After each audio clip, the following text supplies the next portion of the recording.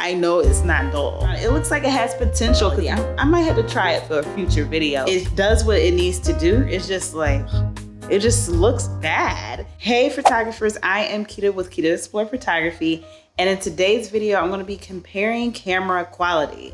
So I'm gonna be comparing 4 different cameras with video and photo quality. So one with the Sony ZV-1, which I'm using right now.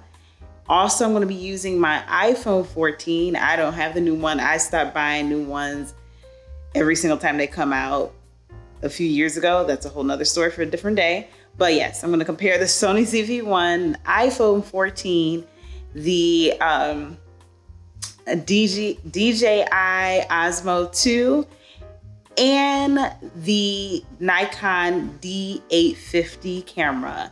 And I'm gonna talk about the specs for each of them as well. Not all the specs, just some comparison specs and things that I like about them.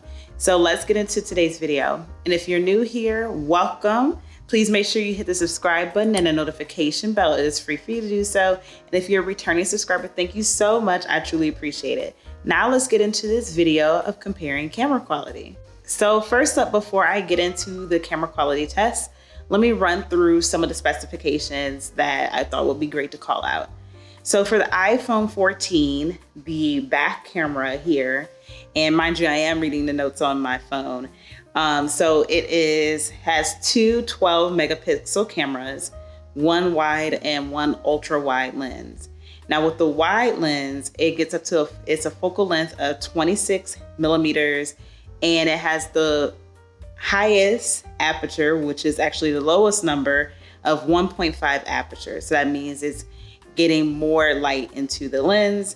At that number, the smaller the number, the better for the lighting in depth of field. It does have stabilization. It has 100% focus pixels. And then for the ultra wide camera, it has a focal length of 13 millimeters with a lowest aperture, or I guess biggest aperture, of 2.4. And the front camera is only 12 megapixels with a 1.9 aperture and autofocus. And the video recording, it can get up to 4K at 24 FPS, 25, 30, and 60 FPS. And of course, there's some other little features as well with iPhone 14. Now with the Sony ZV-1, it has a focal length of 9.4 to 25.7 millimeters. And it has a lowest aperture of 1.8 for wide and 2.8 otherwise. And it has 20.1 megapixels, and it also gets up to 4K recording quality. For the DJI Osmo Pocket 2, it has a 20 millimeter focal length, has stabilization, shutter speed of 8 to over 1/8,000 seconds, aperture of 1.8, and that's like the highest it can get. And then of course, it also records at 4K, and it will record at 2.7K as well as HD. And then for the Nikon D850, it has 45.7 megapixels, same shutter speed as the DJI, where it can get from 1/8,000 to 30 seconds. The aperture and the focal length depends on the lens that's attached to it, because it does not have a built-in lens like all the other cameras. And it can also record up to 4K in video. So obviously love the iPhone because it's handy. You always have your phone. I love the DJI Pocket because it is so much better than using your phone for quality when I'm out traveling and doing my YouTube videos for my travel channel, which is Kita the Explorer. But I'm able to take all of that content there, and I'm not using my camera battery. And it's really nice for the video footage there. And it has a great stabilization feature, so I don't have to carry around, like I have a gimbal for my Sony ZV-1. I don't have to carry that huge thing anymore because I have the Pocket. The Sony ZV-1, I love it. I love for when I record in these settings. And it's also nice for me to carry because it's small, and I can carry that when I travel if I want to take photos. And then lastly, the Nikon D850. I have never used it for video content at all. It is my main photography camera. So when I am doing photo shoots here around Atlanta, whether it's events, taking people's portraits, that is my go-to camera for all things photography. So now let's get into this demonstration. So I have unplugged the microphone that I had up above. So this is the real audio going on. And then the settings on the camera, let me look over here at the viewfinder so I can remember the settings. It is at a shutter speed of 1/100, aperture of 1.8, and an ISO of 2500. Okay, so let me snap a photo and then I'm going to actually switch over to the DJI Osmo Pocket 2. Okay, so now I am on the DJI Osmo Pocket 2. Okay, so yeah, this is definitely different to record. I've never recorded in my house before with the DJI, but I don't have a microphone plugged in. I don't even know if you can you? I don't know. That would be good to know. But I have it in the same place as where I had the Sony ZV-1 hooked up at. Now it is at 1/100 for shutter speed, but there was no ISO at the same level as my camera. It had different increments. So on the Sony ZV-1, I used the ISO of 2500. They didn't have 2500. It went from 1600 to 3200. So I'm using the 1600 ISO here, which is actually quite bright. I have it on auto white balance. I'm not too sure what I had the white balance on that other camera, but I still have the same lighting, no overhead lights, a background light, and then the windows are open with a cloudy day outside. So I'm not going to be able to know how I like the audio between each of them until I go back to actually put these videos on my computer and start editing. So that's when I will know the difference. But you let me know in the comments which one of these videos you like best, like the audio, like the actual coloring or whatever. I do know I love this. I love the DJI Pocket camera, but I usually have to go, and I may have to play around with the settings a little bit more, but I usually have to do a lot of saturation editing with the color once I go to edit the videos for my YouTube channel. So that's one thing that I'm like, every time I have to do it, but it's like an easy edit, but still I wish I could just get it right in camera. So let me snap a photo with this so you can see how it looks. Okay, I am actually recording a video on my Nikon D850. I have a 55 millimeter prime lens on my camera because that's my favorite lens and that's what's on there right now. Okay, so I went to adjust my settings because clearly using the exact same settings as the Sony ZV-1 here on my Nikon D850 was not it. I was looking like a ghost. I still had the aperture at 1.8, the ISO 2500, and the shutter speed at 1/100. But clearly, two different cameras give you two different outputs. And this one was like, this is a lot of light. Now, mind you, I have a lens that I have to attach onto the Nikon D850. So I have the 55 millimeter prime lens on my camera, whereas the Sony ZV-1 has a built-in zoom lens.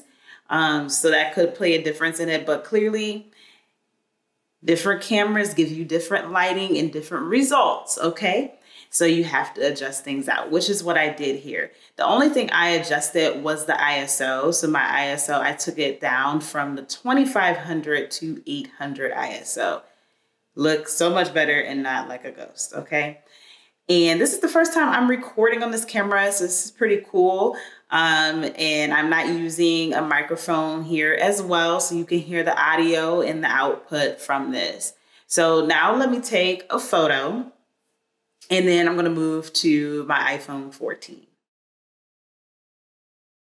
Okay, now I'm on my iPhone 14. Again, I don't have a microphone plugged in, so you can hear the raw audio. And of course, it doesn't have like all the settings like on the cameras where I can easily change up the aperture and ISO and shutter speed.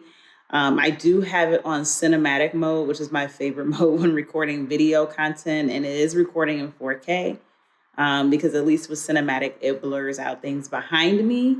And I'm using the back camera.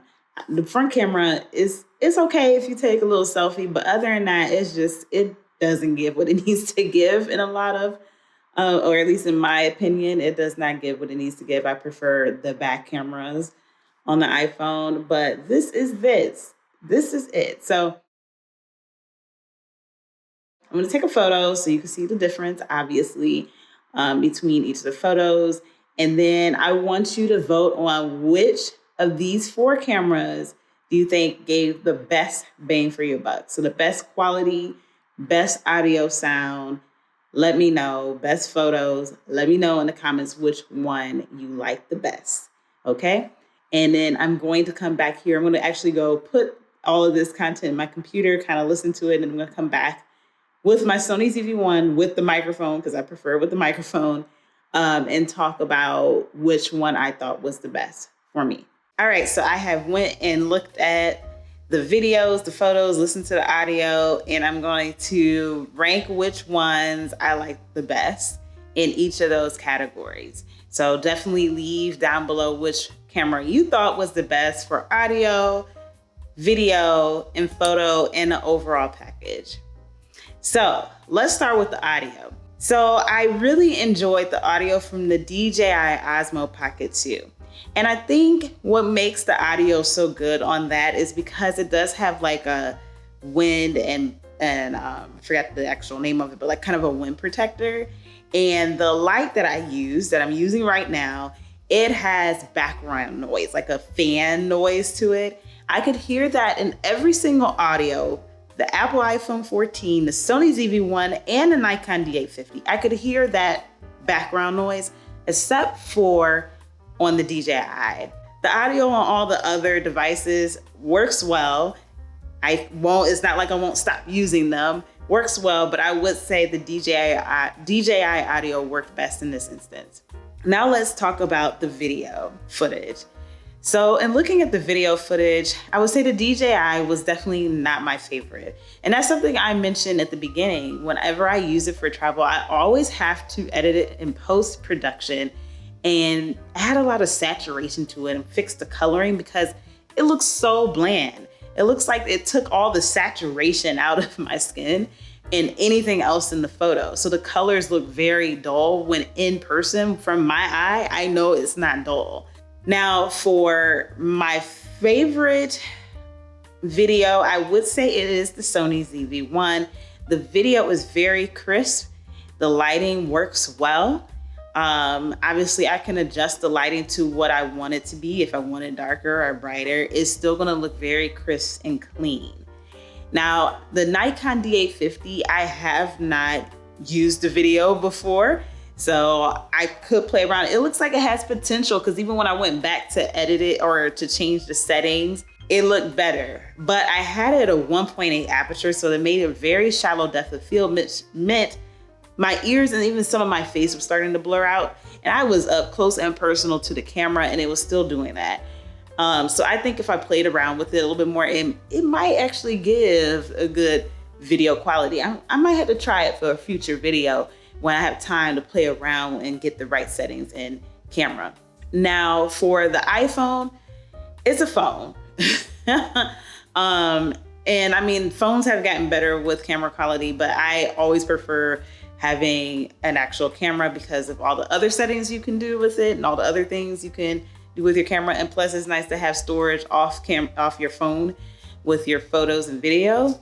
The color looks nice. It's not perfect. I mean, it's definitely a great go-to when you don't have anything else on you. Okay, it's not like it's bad, but it's not perfect.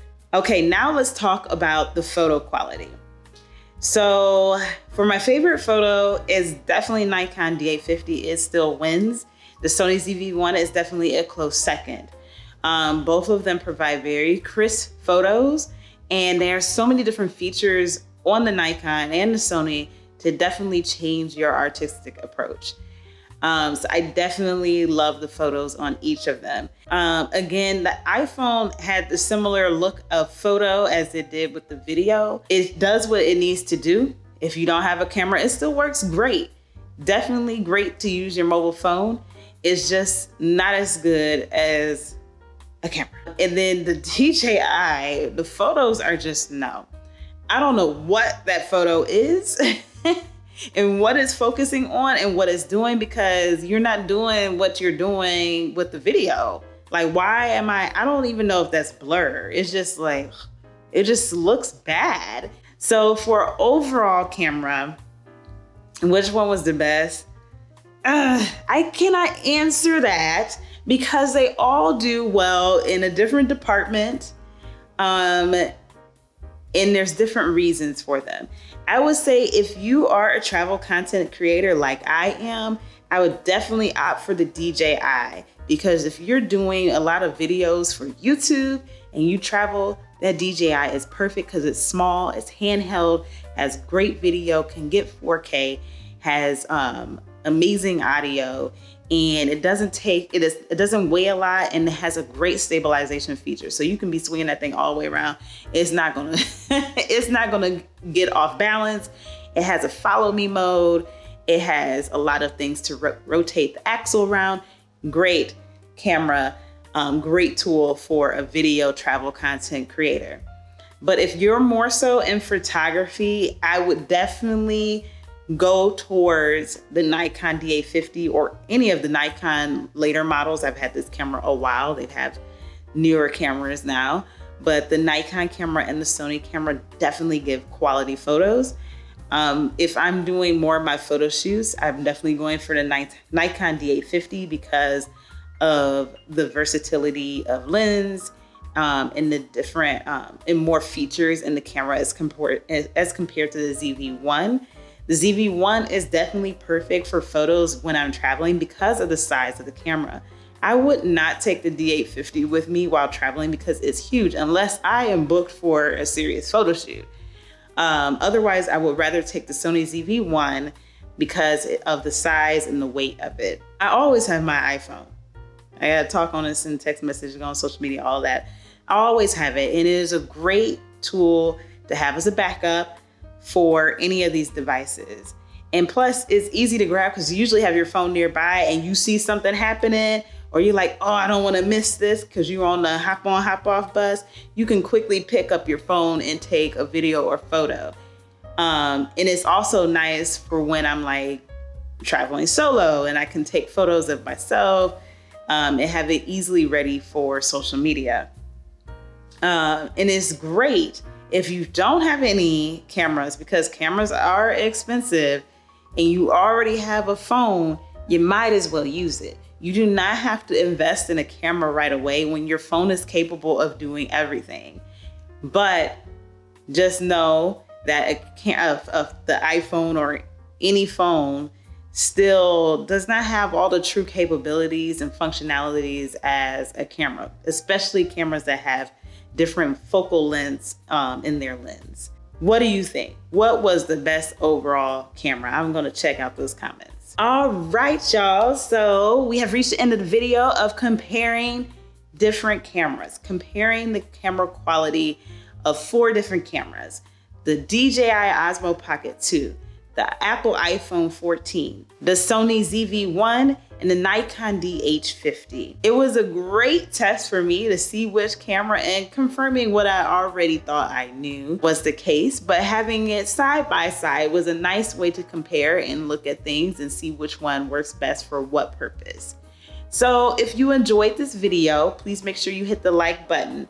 If you are interested in any of these products, you can check out my Amazon shop, which is linked down below. Make sure you share this video with your friends, family, and social media networks, because they may want to shop around for a camera and see which camera may be for them. If you have any questions or comments, leave that down below in the comment box, but keep it classy. Make sure you're subscribed and hit the notification bell. It is free for you to do so and helps me provide more and better content to you in the future. And if you're already a subscriber, thank you so much. I truly appreciate it. Thank you so much for watching. Have a great day or night wherever in the world you are. Bye.